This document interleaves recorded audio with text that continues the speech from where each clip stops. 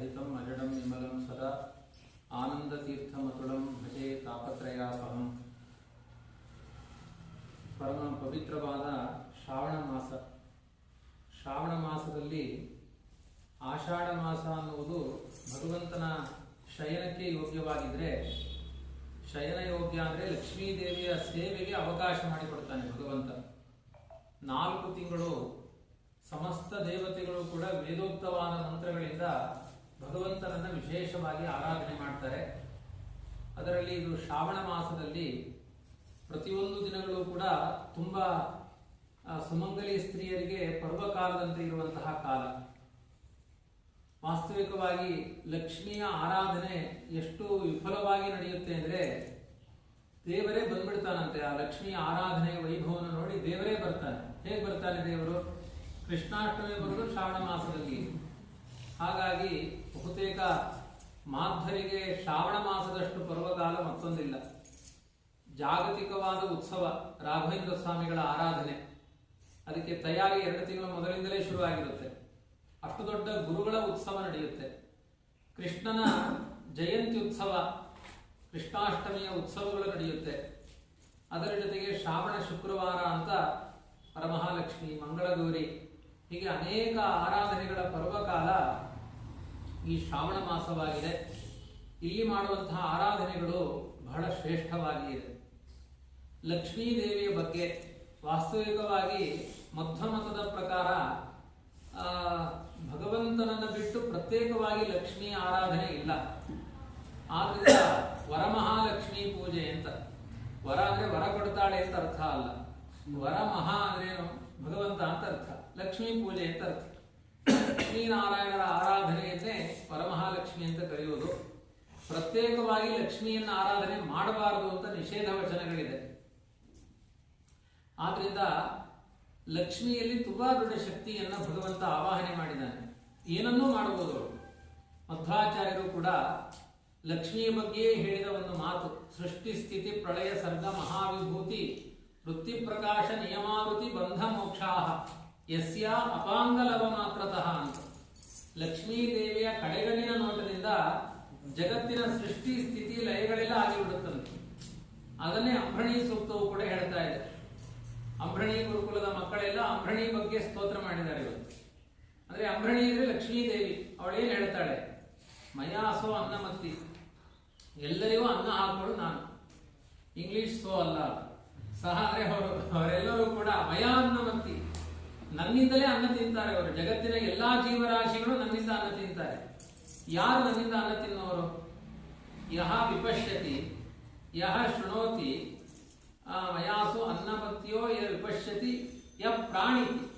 ಯಹ ಪ್ರಾಣಿತಿ ಯಹ ವಿಪಶ್ಯತಿ ಯಹ ಶೃಣೋತಿ ಮಯಾ ಸಹ ಅನ್ನಮತ್ತಿ.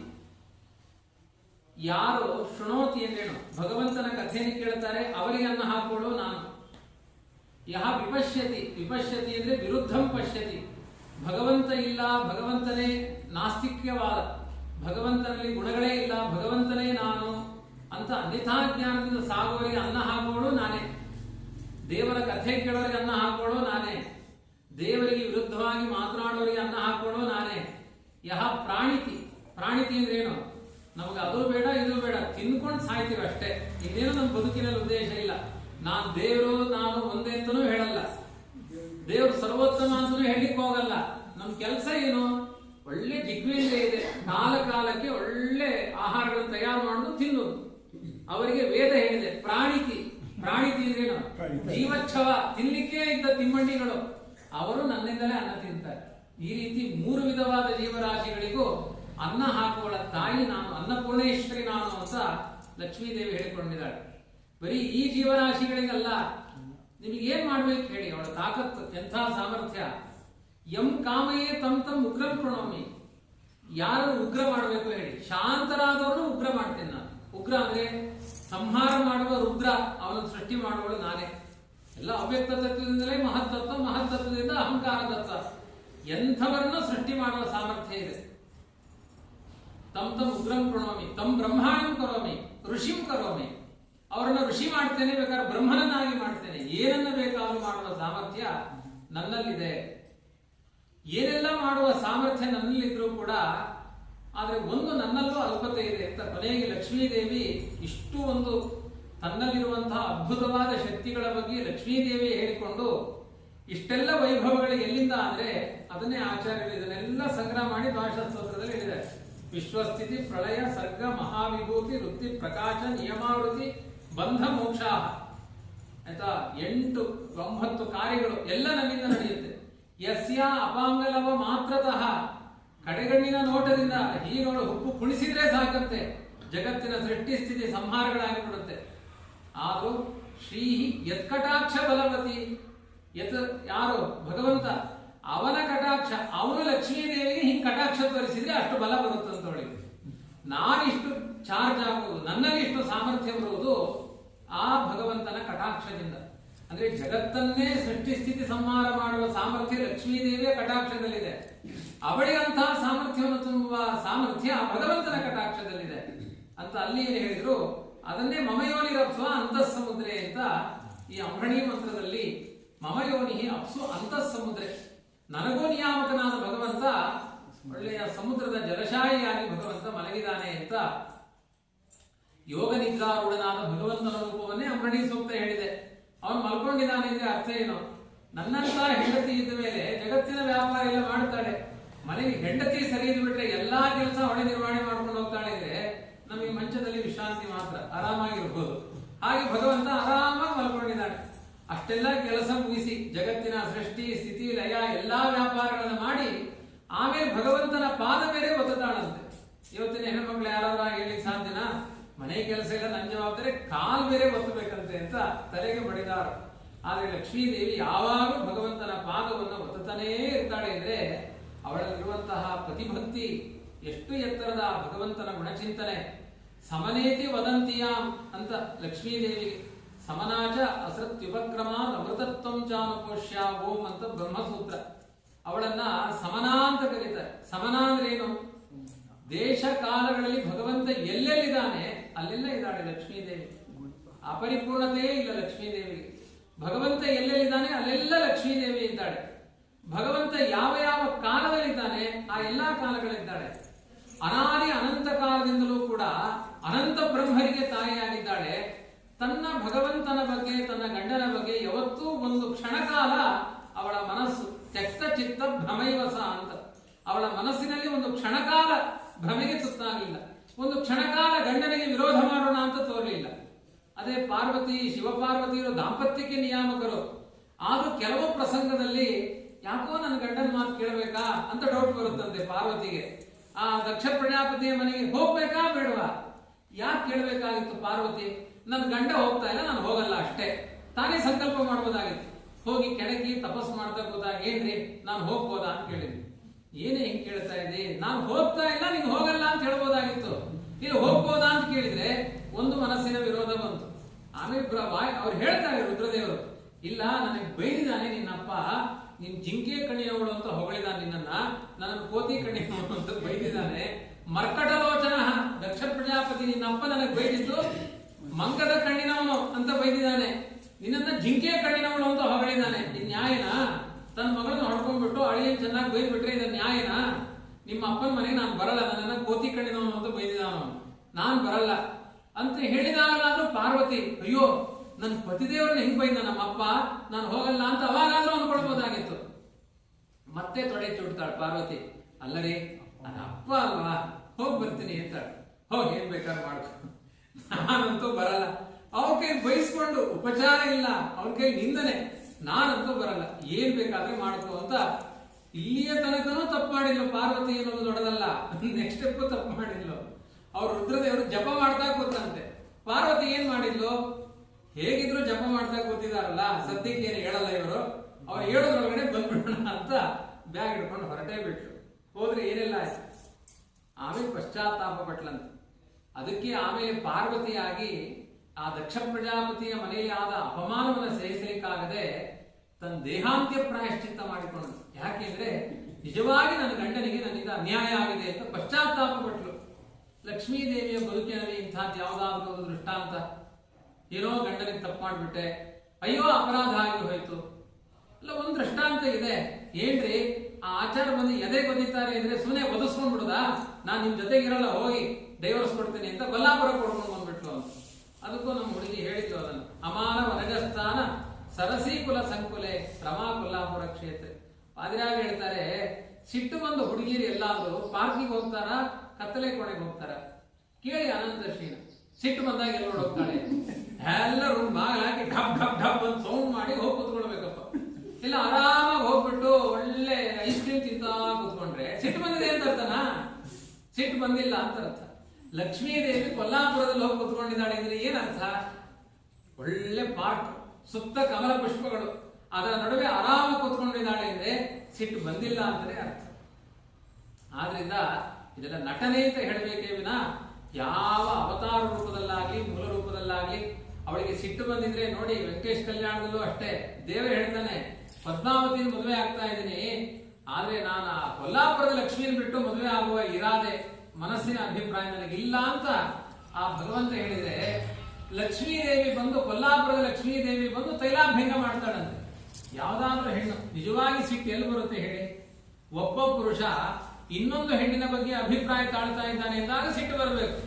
ಪದ್ಮಾವತಿಯನ್ನು ಸ್ವೀಕಾರ ಮಾಡಬೇಕಾದ್ರೆ ಇದೆಲ್ಲ ವಿನೋದ. ಪದ್ಮಾವತಿ ಬೇರೆ ಅಲ್ಲ, ಕೊಲ್ಲಾಪುರದ ಲಕ್ಷ್ಮಿ ಬೇರೆ ಅಲ್ಲ. ಹಾಗಾಗಿ ತಾನೇ ಬಂದು ಎಣ್ಣೆ ಹಾಕಿ ಎರಿತಾ ಇದ್ದಾಳೆ ಅಂದ್ರೆ ಸಿಟ್ಟೇ ಇಲ್ಲ ಅಂತ ಅರ್ಥ ಲಕ್ಷ್ಮೀದೇವಿ. ಯಾವ ಅವತಾರ ರೂಪದಲ್ಲಿ ಮೂಲ ರೂಪದಲ್ಲಿ ಯಾವತ್ತೂ ಸಿಟ್ಟು ಮಾಡ್ಕೊಳ್ಳಲ್ಲ. ರಾಮಾಯಣದಲ್ಲಿ ಇವತ್ತಿನ ಆಧುನಿಕ ಕವಿಗಳೆಲ್ಲ ವ್ಯಾಖ್ಯಾನ ಮಾಡ್ತಾರೆ. ವನವಾಸದಲ್ಲಿ ಸೀತೆ ಹೋಗ್ತಾ ಇದ್ಲಂತೆ, ರಾಮ ಸೀತೆಯ ಮೆನುಗಳನ್ನೇ ಅರ್ಥ ಮಾಡ್ಕೊಳ್ತಿರ್ಲಿಲ್ಲ ಅಂತ, ಹೀಗೆಲ್ಲ ವ್ಯಾಖ್ಯಾನ. ಅರ್ಥನೇ ಮಾಡ್ಕೊಳ್ತಿರ್ಲಿಲ್ಲ. ಆ ಸೀತೆ ವನವಾಸದಲ್ಲಿದ್ದಾಗ ಕೇಳಿದಂತೆ, ನೋಡ್ರಿ ಆ ಬಳ್ಳಿಯಲ್ಲಿ ಹೂವು ಎಷ್ಟು ಚೆನ್ನಾಗಿದೆ, ಎಷ್ಟು ಚೆನ್ನಾಗಿದೆಯಲ್ಲ ಆ ಬಳ್ಳಿಯಲ್ಲಿ ಹೂವು ಅಂತ ಗಂಡನ ಮುಂದೆ ಹೇಳಿದ್ರೆ ಏನರ್ಥ? ಮದುವೆಯಾದ ಸಾಮಾನ್ಯ ಗಂಡನಿಗೆ ಅರ್ಥ ಆಗುತ್ತೆ. ನೋಡ್ರಿ ಆ ಸೀರೆ ಎಷ್ಟು ಚೆನ್ನಾಗಿ ಕಾಣಿಸ್ತಾ ಇದೆ ಅಂದ್ರೆ ಈಗೇನು ಕೊಡಿಸಲ್ಲ ಬಾ ಅಂತ ಕರ್ಕೊಂಡು ಹೋಗ್ತಾನೆ ಇಲ್ವಾ? ಆದ್ರೆ ಅದನ್ನ ಚೆನ್ನಾಗಿದೆ ಅಂತ ಹೇಳಿದ್ರೆ ಅರ್ಥ ಅದನ್ನ ಕೊಡಿಸು ಅಂತ ಅರ್ಥ. ಸೀತೆ ವನವಾಸದಲ್ಲಿ ಹೇಳ್ತಾ ಇಲ್ಲಂತೆ, ಆ ಹೂವು ಎಷ್ಟು ಚೆನ್ನಾಗಿದೆ ನೋಡ್ರಿ. ರಾಮ ಹೌದಾ ಅನ್ಕೊಂಡು ಮುಂದೆ ಹೋಗ್ತಾ ಇದ್ದಾನೆ. ಸಿಟ್ಟು ಬರೋದಂತ ಸೀತೆಗೆ, ಇದೇನ್ ಗಂಡ, ನಾನು ಇಷ್ಟು ಚೆನ್ನಾಗಿದೆ ಹೂವು ಅಂದ್ರೆ ಆ ಹೂವನ್ನ ತೆಗೆದು ಒಂದು ಮಾಲೆ ಮಾಡಿ ತುರುಬಿನಲ್ಲಿ ಮುಡಿಸ್ತಾನೆ ಅಂತ ಅನ್ಕೊಂಡ್ರೆ ರಾಮ ಸುಮ್ಮನೆ ಹೋಗೋದಾ ಅಂತ ಹೇಳಿ ಆ ಹೂವನ್ನ ಕಿತ್ತಿ ಚೆನ್ನಾಗಿ ಹಿಚಿಕಿ, ಥೂ ನನ್ನ ದಾಂಪತ್ಯವೇ ಚೆನ್ನಾಗಿಲ್ಲ ಅಂತ ಹೆಸರು ಬಿಟ್ಟು ಹೋಗ್ಲು ಅಂತ ಆಧುನಿಕ ಕವಿಗಳೆಲ್ಲ ಹೀಗೆ ವ್ಯಾಖ್ಯಾನ ಮಾಡಿದ್ದಾರೆ ಸೀತೆಯ ಬಗ್ಗೆ. ಆದ್ರೆ ಇದು ಯಾವುದು ಮೂಲ ರಾಮಾಯಣದಲ್ಲಿ ಇಂತಹ ಮಾತುಗಳೇ ಇಲ್ಲ. ಸೀತೆಯ ಒಂದು ಅದ್ಭುತವಾದ ವ್ಯಕ್ತಿತ್ವ ಎಂತಹದ್ದು. ರಾಮ ಸೀತೆಗೆ ಎಷ್ಟು ಪ್ರೀತಿ ಮಾಡಿದ್ದಾನೆ ಅಂದ್ರೆ, ಸೀತೆ ಭೂಮಿಯಲ್ಲಿ ಮುಂದೆ ಕಾಲಾಂತರದಲ್ಲಿ ಒಂದು ಯಜ್ಞ ಮಾಡ್ತಾನೆ ರಾಮ, ಅಶ್ವಮೇಧ ಯಾಗ ಮಾಡ್ತಾನೆ. ಯಾಗ ಮಾಡಬೇಕಾದ್ರೆ ಪತ್ನಿ ಜೊತೆಗಿರಬೇಕು. ಸೀತೆ ಇಲ್ಲ, ಸೀತೆ ಭೂಮಿಯಲ್ಲಿ ಸೇರಿಕೊಂಡಿದ್ದಾಳೆ, ಅದೃಶ್ಯಳಾಗಿದ್ದಾಳೆ ಸೀತೆ ಒಂದು ರೂಪದಿಂದ. ಸೀತೆಯ ಪ್ರತಿಮೆಯನ್ನು ಮಾಡಿಕೊಳ್ತಾನೆ ರಾಮ, ಒಂದು ಬಂಗಾರದ ಸೀತೆಯ ಪ್ರತಿಮೆ ಮಾಡಿಕೊಂಡು ಯಜ್ಞದಲ್ಲಿ ಅದನ್ನು ಜೊತೆಗಿಟ್ಟುಕೊಂಡು ಯಾಗ ಮಾಡ್ತಾನೆ ರಾಮ. ಸೀತೆಯ ಬಗ್ಗೆ ಅನ್ಯಾದೃಶವಾದ ಪ್ರೀತಿ. ಮತ್ತೆ ಇನ್ನೊಂದು ದೇವಕಾರ್ಯ ಆಗಬೇಕಾಗಿದೆ. ಆದ್ರಿಂದ ರಾವಣ ಅಪಹಾರ ಮಾಡಿದ ಸೀತೆ, ಅಪಹಾರ ಮಾಡಿದ್ರು ಕರ್ಕೊಂಡು ಹೋದ್ರೆ ಏನ್ ಮಾಡ್ಲಿಕ್ಕಾಗುತ್ತೆ ಅಂತ ಅಳ್ತಾ ಕೂತ್ನ ರಾಮ. ಕೋತಿಗಳನ್ನೆಲ್ಲ ಹಿಡ್ಕೊಂಡು ಸೇತುವೆ ಕಟ್ಟಿ 100 ಯೋಜನ ಸೇತುವೆ ಕಟ್ಟಿ ಸೀತೆಯನ್ನು ಕರ್ಕೊಂಡು ಬರ್ತಾನೆ ಇದ್ರೆ ಅದು ಎಂಥ ಪ್ರೀತಿ ಇರ್ಲಿಕ್ಕಿಲ್ಲ. ನಾವು ಆದ್ರೆ ಒಂದು ವೇದಾಂತ ಅನುಸಂಧಾನ ಮಾಡ್ತಾ ಇದ್ವಿ, ಅಯ್ಯೋ ಈ ಜನ್ಮದಲ್ಲಿ ಇಷ್ಟೇ ಋಣ, ಏನು ಮಾಡ್ಲಿಕ್ಕಾಗಲ್ಲ. ಏನೋ ಅನೇಕ ಪುರಾಣದಲ್ಲಿ ಆಚಾರ್ಯ ಹೇಳಿದ್ದಾರೆ, ಒಂದೊಂದು ಜನ್ಮಕ್ಕೂ ಹೆಂಡತಿ ಬದಲಾಗ್ತಾ ಇರ್ತಾಳೆ ಅಂತ. ಹಾಗಾಗಿ ಪರವಾಗಿಲ್ಲ, ಈ ಹೆಂಡತಿನ ಯಾರೋ ಅಪಹಾರ ಮಾಡಿದ್ರು, ಇನ್ನೊಂದು ಜನ್ಮಕ್ಕೆ ಇನ್ನೊಂದು ಹೆಂಡತಿ ಸಿಗ್ತಾಳೆ ಬಿಡು ಅಂತ ಏನೋ ಒಂದು ಸಮಾಧಾನ ಮಾಡಿಕೊಂಡು ನಾವು ಕೂತ್ರೆ, ಆ ಸೀತೆಯ ನಿಮಿತ್ತದಿಂದ ಎಷ್ಟು ದೊಡ್ಡ ಕದನ ಮಾಡಿದನೇ ರಾಮ, ಎಂಥ ದೊಡ್ಡ ಕಲಹ ಮಾಡಿದ, ಎಂಥ ರಾಕ್ಷಸರ ಸಮುದಾಯ, ಎಂಥ ದುರ್ಗುಣಿತೋಪಮಂ, ಸಮುದ್ರದ ತರಂಗಗಳಂತೆ ಬಂದ್ರಂತೆ ಆ ದೈತ್ಯರು, ಶಕ್ತಿಗಳು, ರಾಕ್ಷಸರು. ಅವರನ್ನೆಲ್ಲ ಸಂಹಾರ ಮಾಡಿದ ಯಾಕೆ? ಸೀತೆ ಮೇಲಿನ ಒಂದು ವಿಶೇಷವಾದ ಆ ಚಿಂತನೆಯಿಂದ. ಅಷ್ಟು ಮಾತ್ರ ಅಲ್ಲ, ಸೀತೆ ಮುಂದೆ ಪರಿಶುದ್ಧಳು, ಅಗ್ನಿ ಸಾಕ್ಷಿಯಾಗಿ ಹೇಳ್ತಾಳೆ, ನಾನು ಎಂದೂ ರಾಮನ ಬಗ್ಗೆ ಅಪಸ್ವರಗಳನ್ನು ಹಾಡಿಲ್ಲ, ನನ್ನ ಮನಸ್ಸು ಯಾವತ್ತೂ ರಾಮನ ಬಗ್ಗೆ ಕೆಟ್ಟ ಚಿಂತನೆಯನ್ನೇ ಮಾಡಿಲ್ಲ ಅಂತ ಆದ್ರೆ, ನಾನು ಅಗ್ನಿಯಲ್ಲಿ ಹಾರಿದ್ರು ನನ್ನ ಉತ್ತರೀಯದ ಒಂದು ಕೂದಲು, ಒಂದು ಉತ್ತರೀಯದ ಒಂದು ನೂಲು ಕೂಡ ಸುಡಬಾರದು ಅಂತ ಪ್ರತಿಜ್ಞೆ ಮಾಡಿ ಹಾರ್ತಾಳೆ. ಸುಡ್ತಾ ಏನಾದ್ರು ಯಾವುದೇ ದೋಷಗಳು ಬರಲಿಲ್ಲ ಸೀತೆಯಲ್ಲಿ. ಹಾಗಾಗಿ ಆ ಹೂ ಮುಡಿಸಲಿಲ್ಲ ರಾಮ ಅಂತ ಹೂ ಹಿಚಿಕೆ ಹಾಕಿದ್ಲು, ಎಲ್ಲ ಸುಳ್ಳು. ಯಾಕೆಂದ್ರೆ ಅವಳು ಪಾತಿವ್ರತ್ಯದಿಂದ ಯಾವತ್ತೂ ಕೂಡ ಲೋಪ ಆಗಲೇ ಇಲ್ಲ ಅಂತ ಅವಳಿಗೆ, ಪಾತಿವ್ರತ್ಯದ ದೋಷವೇ ಇಲ್ಲ ಆ ಸೀತಾದೇವಿ. ಅಂಥ ಶುದ್ಧ ಚಾರಿತ್ರ್ಯ ಸಂಪನ್ನಳಾದ ಲಕ್ಷ್ಮೀದೇವಿಗೆ ಸಮಾನರು ಯಾರೂ ಇಲ್ಲ. ವಾದಿರಾಜರು ಇನ್ನು ಎಷ್ಟು ಮುಂದುವರೆದು ಹೇಳ್ತಾರೆ ಅಂದ್ರೆ, ಸೀತೆಯ ಆಕಾರವನ್ನ ಅಪಹಾರ ಮಾಡಿದಂತೆ ರಾವಣ. ಸೀತೆ ಅಲ್ಲ, ಸೀತೆಯ ಒಂದು ಜೆರಾಕ್ಸ್ ಪ್ರತಿ, ಅದು ರಾವಣನಿಗೆ ಭಯ ಹುಟ್ಟಿಸಿದೆ. ರಾವಣ ಎಲ್ಲಾ ಸ್ತ್ರೀಯರನ್ನು ಬಲಾತ್ಕಾರ ಮಾಡ್ತಾ ಇದ್ದ. ಸೀತೆ ಅಂತ ಹೆಸರಿಟ್ಟುಕೊಂಡ ಒಂದು ಆಕಾರವನ್ನು ಬಲಾತ್ಕಾರ ಮಾಡ್ಲಿಕ್ಕಾಗಲಿಲ್ಲ ಅವರಿಂದ. ಅದನ್ನೇ ವಾದಿರಾಜ ಹೇಳ್ತಾರೆ, ಕಷ್ಟತಾಂ ಕ್ಷೋಭಯೇತ್ವದ ಅನ್ಯೋನ್ಯ ಸ್ನಿಗ್ಧಯೋರಿತ್ತಂ. ರಾಮ ಸೀತೆಯರಲ್ಲಿ ಅಪರೂಪವಾದ ದಾಂಪತ್ಯ ಇತ್ತು, ಸರ್ವ ಸಮರ್ಥವೂ ಆಗಿದ್ರು. ಆದ್ರಿಂದ ಆ ಜೆರಾಕ್ಸ್ ಪ್ರತಿಗೂ ಅನ್ಯಾಯ ಮಾಡ್ಲಿಕ್ಕಾಗಲಿಲ್ಲ. ಸೀತಾ ಪ್ರತಿಕೃತಿಶ್ಚಾಪಿ ಯದಾ ರಕ್ಷೋ ಭಯಂಕರಿ ತದಾ ಸಾಕ್ಷಾತ್ ಮಹಾಲಕ್ಷ್ಮಿ ಕಿಮ್ನು ರಕ್ಷೋ ಭಯಂಕರಿ. ಸೀತೆಯ ಪ್ರತಿಕೃತಿ ಆ ಬೆದರು ಬೊಂಬೆ ಅಂತ ಆಗ್ಬಿಡ್ತು ರಾವಣನಿಗೆ. ಸೀತೆಯ ಪ್ರತಿಕೃತಿಯೇ ಇಷ್ಟು ಭಯ ಹುಟ್ಟಿಸಿತು. ರಾವಣನ ಸಂಹಾರ ಕಾರಣ ಆಗಿದ್ದು ನಿಜವಾದ ಸೀತೆ ಅಲ್ಲ, ಸೀತೆಯ ಜೆರಾಕ್ಸ್ ಪ್ರತಿ. ಅದೇ ಇಷ್ಟು ಭಯವನ್ನು ಹುಟ್ಟಿಸಿದೆ.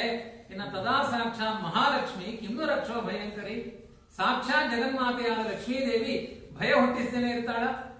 ಆದ್ರಿಂದ ಯಾವುದೇ ರೀತಿಯಾಗಿ ಶಾಸ್ತ್ರ ಬಲ್ಲವರಿಗೆ ಲಕ್ಷ್ಮೀನಾರಾಯಣರಲ್ಲಿ ವಿಯೋಗವನ್ನು ಚಿಂತನೆ ಮಾಡಲೇಬಾರದು. ಮಧ್ವಾಚಾರ್ಯರು ಹೇಳ್ತಾರೆ, ವಿಷ್ಣುನ ಸಹಿತಾಧ್ಯಾತ ಸಾಪಿ ತುಷ್ಟಿಂ ಪರಾಮೃಜೆ. ದೇವರನ್ನ ಯಾವತ್ತೂ ಲಕ್ಷ್ಮೀದೇವಿಯ ಜೊತೆಗೆ ಚಿಂತನೆ ಮಾಡಬೇಕಂತ. ವಾದಿರಾಜರು ಇನ್ನೂ ಮುಂದುವರೆದು ಹೇಳ್ತಾರೆ, ಆಭರಣಾಧ್ಯಾತ್ಮನ ಸದಾ ಯಾಮೋದತೆ ರಮಾದೇವಿ ಅಂತ. ಭಗವಂತನ ಅಂಗಾಂಗಗಳಲ್ಲಿ ತುಂಬಿದ ಎಲ್ಲಾ ಆಭರಣಗಳು ಲಕ್ಷ್ಮೀದೇವಿ ಅಂತೆ. ಅಷ್ಟು ಚೆನ್ನಾಗಿ ಆಲಿಂಗನ ಮಾಡಿಕೊಂಡಿದ್ದಾಳೆ. ಕಿರೀಟದಿಂದ ಆರಂಭ ಮಾಡಿ ಕಾಲಿನಲ್ಲಿ ಪಾದಕ್ಕೆ ತನಕ ಭಗವಂತನನ್ನ ಆಲಿಂಗನ ಮಾಡಿಕೊಂಡಿದ್ದಾಳೆ.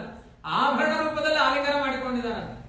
ಇಷ್ಟು ಆಲಿಂಗನ ಮಾಡಿಕೊಳ್ಳುವಂತಹ ಒಂದು ಪ್ರೀತಿ ಯಾವ ಪತಿವ್ರತೆಯಲ್ಲಿ ಬರಲಿಕ್ಕೆ ಸಾಧ್ಯ? ಹಾಗಾಗಿ ಅನುರೂಪವಾದ ದಾಂಪತ್ಯ ಬೇಕು ಅಂದ್ರೆ ಲಕ್ಷ್ಮೀನಾರಾಯಣರ ಸ್ಮರಣೆಯನ್ನ ಜೊತೆ ಜೊತೆಗೆ ಮಾಡಬೇಕು, ಜೊತೆ ಜೊತೆಗೆ ಆರಾಧನೆ ಮಾಡಬೇಕು. ವಾದಿರಾಜರು ಶ್ರೀಶ ಗುಣದರ್ಪಣ. ಶ್ರೀ ಅಂದ್ರೆ ಲಕ್ಷ್ಮೀದೇವಿ, ಶ್ರೀಶ ಅಂದ್ರೆ ನಾರಾಯಣ. ಅವರ ಗುಣವನ್ನ ಚಿಂತನೆ ಮಾಡುವ ಕನ್ನಡಿ. ದರ್ಪಣ ಅಂದ್ರೆ ಕನ್ನಡಿ. ಅಂತಹ ಒಂದು ಸುಂದರವಾದ ಶ್ರೀ ಸೂಕ್ತದ ವ್ಯಾಖ್ಯಾನವನ್ನು ಕೂಡ ಮಾಡಿದ್ದಾರೆ. ಲಕ್ಷ್ಮೀದೇವಿ ಇಲ್ಲದೆ ಇರುವ ಜಾಗವೇ ಇಲ್ಲ. ಯಾವುದೇ ಭಗವಂತನ ಹಬ್ಬ ಹರಿದಿನಗಳು ಬಂತು ಅಂದ್ರೆ ಒಂದು ತುಪ್ಪದ ಸ್ವೀಟ್ಗಳು ಮಾಡಬೇಕು. ಘೃತ ಪ್ರತೀಕ ಅಂತ ಕರೆದಿದ್ದಾರೆ. ಆ ತುಪ್ಪ ಲಕ್ಷ್ಮಿಯ ಪ್ರತೀಕ ಅಂತೆ. ಅದು ಭಗವಂತನ ಆರಾಧನೆಗೆ ಮುಖ್ಯವಾಗುತ್ತೆ. ಅಂಥ ಘೃತ ಪ್ರತೀಕಳಾದ ಲಕ್ಷ್ಮೀದೇವಿಯ ಚಿಂತನೆಯನ್ನ ಇವತ್ತು ವರಮಹಾಲಕ್ಷ್ಮೀ ದಿವಸ ವಿಶೇಷವಾಗಿ ನಮ್ಮ ಸಣ್ಣ ಸಣ್ಣ ಮಕ್ಕಳೆಲ್ಲ ಬೆಳಿಗ್ಗೆಯಿಂದ ಲಕ್ಷ್ಮೀ ಶೋಭಾನ ಸ್ತೋತ್ರ ಮಂತ್ರ ಎಲ್ಲ ಹೇಳಿ ಕೊಡದು ಕುಪ್ಪಳಿಸಿದ್ದಾರೆ. ಜೊತೆಗೆ 3 ಜನ ಹೆಣ್ಮಕ್ಕಳು ಶ್ರೀ ಭೂ ದುರ್ಗಾ 3 ಜನ ಅವರು ಲಕ್ಷ್ಮೀ ದೇವಿಯ ಬಗ್ಗೆ ಸ್ವಇಚ್ಛೆಯಿಂದ ಬಹಳ ಉತ್ಸಾಹ ಇದೆ ಅವರಿಗೆ. ಒಂದು ಸ್ವಲ್ಪ ಭಯವೂ ಇದೆ, ಏನೋ ತಪ್ಪಾಗಿಬಿಡುತ್ತೋ ಏನೋ ಅಂತ. ಭಯ ಯಾಕೆ ಬರುತ್ತೆ ಅಂದ್ರೆ ನಾನು ಪಕ್ಕದಲ್ಲಿ ಇರೋದ್ರಿಂದ ಸ್ವಲ್ಪ ಭಯ ಬರಬಹುದು. ಆದ್ರಿಂದ ಮಕ್ಕಳಿಗೆ ಅಂತಹ ಉತ್ಸಾಹ ಬರಬೇಕು. ವಿಶೇಷವಾಗಿ ಆ ಹೆಣ್ಮಕ್ಕಳಲ್ಲಿ ಭಗವಂತನ ಲಕ್ಷ್ಮೀದೇವಿಯ ಪೂರ್ಣ ಸನ್ನಿಧಾನ ಇರುತ್ತೆ. ಅಂಥವರಿಗೆ ಒಂದು ಉತ್ಸಾಹ ಇರಲಿ ಅಂತ ಈ ವರಮಹಾಲಕ್ಷ್ಮಿಯ ಚಿಂತನೆಯನ್ನ ದಿನ ಮಾಡಿದ್ದೇವೆ. ಎಲ್ಲ ಭಗವದ್ಭಕ್ತರು ನೀವು ಭಾಗವಹಿಸಿದ್ದೀರಿ. ಎಲ್ಲ ಸತ್ಕರ್ಮಗಳಲ್ಲಿ ಮಕ್ಕಳಿಗೆ ವಿಶೇಷವಾಗಿ ನೀವೆಲ್ಲ ಪ್ರೋತ್ಸಾಹ ನೀಡುವವರೇ ಆಗಿದ್ದೀರಿ. ಇನ್ನೂ ಹೆಚ್ಚಿನ ಶ್ರೇಯಸ್ಸು ಆ ಮಕ್ಕಳಲ್ಲಿ ಆಗಬೇಕು. ಒಳ್ಳೆ ಅಧ್ಯಯನಶೀಲರಾಗಿದ್ದಾರೆ ಮಕ್ಕಳು, ಉತ್ಸಾಹದಿಂದ ಅಧ್ಯಯನಶೀಲರಾಗಿದ್ದಾರೆ. ಏನೋ ಒಂದು ಆದರ್ಶವನ್ನ ಸಮಾಜಕ್ಕೆ ತೋರಿಸಬೇಕು ಅನ್ನೋ ಉತ್ಸಾಹದಲ್ಲಿ ಮಕ್ಕಳು ಕೂಡ ಇದ್ದಾರೆ. ಅವರಿಗೆಲ್ಲ ಉತ್ತರೋತ್ತರ ಶ್ರೇಯಸ್ಸಾಗಲಿ ಅಂತ ಪ್ರಾರ್ಥನೆ ಮಾಡ್ತಾ ನನ್ನ ಚಿಂತನೆಯನ್ನ ಮಧ್ವೋಲ್ಲಭ ಗೋಪಾಲಕೃಷ್ಣನಿಗೆ ಸಮರ್ಪಣೆ ಮಾಡ್ತಾ ಇದ್ದೇನೆ. ಶ್ರೀಕೃಷ್ಣ.